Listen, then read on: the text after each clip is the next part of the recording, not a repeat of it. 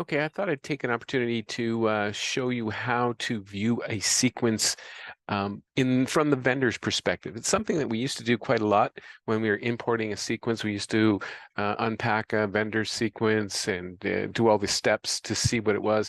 And quite frankly, a lot of people haven't had to do that because they're loading from the zip. So I thought I'd take an opportunity to show you how to do it if there is a need to show the sequence from the vendor's perspective. So I'm going to use the new Showstopper sequence that was published on the 15th. It's a freebie, so feel free to go and grab that. You can, of course, go to showstoppersequences.com or go to my site, xlights.info, and you can grab it there. So I've already done that. Go through those steps. I have that zip file here. I'm going to unzip it.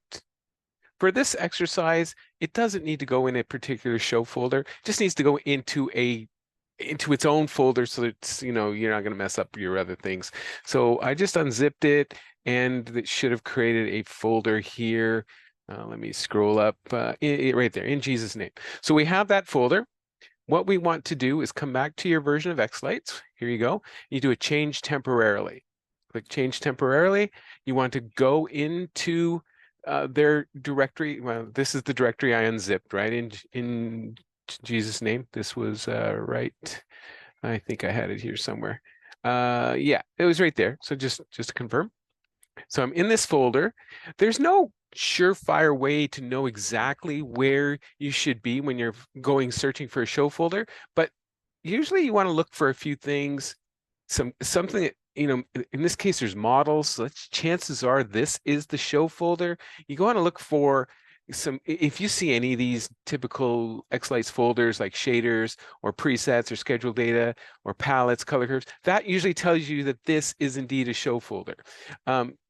Sometimes it gets a little trickier to do it. Now I'm going to just purposely choose this one. It's going to yell at me and say, oh, that doesn't look like a show folder. So if you see that, are you sure you chose the right folder? No.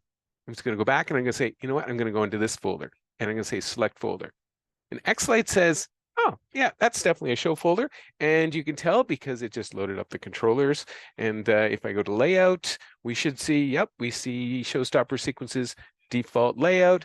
So now you're in their show folder. You're in a copy of their show folder, obviously.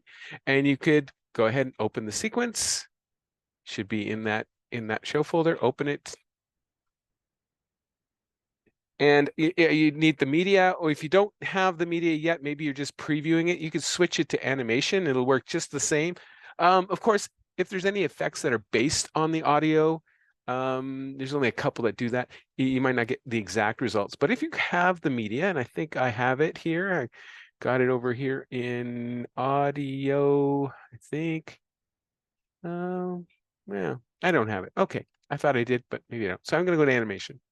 Anyway, that's it. You've now got, let me move this over. This is some weird, this must be Michael's, again, because you're in their show folder. This is in Showstopper's layout. He must have a couple of big screens or something. To set this up, I think you can go Windows, reset to defaults. It's still kind of wacky. There you go. You can get something like that. And zoom in a bit. And there you go. Now you have his show folder, the sequence, and you can see, and I'm not going to bother rendering it because that'll just, depending on how big the thing is, it could be 2 or 3 minutes that really aren't relevant at this point. So you have their sequence, you would do a render and a save, and because it'll be saving to that show folder, that temporary show folder. Remember? We're in the temporary show folder, so it's not going to hurt anything of yours.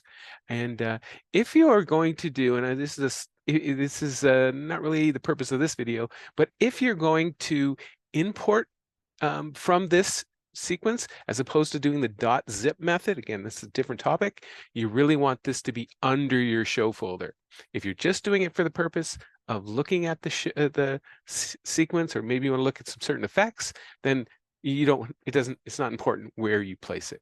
Hope that helps you. Pretty quick steps on how to download a sequence or get a sequence and see how it appears on your PC. So I think that should do it. If you have any questions, feel free to comment below, like and subscribe and all that jazz, and see you in the Zoom room.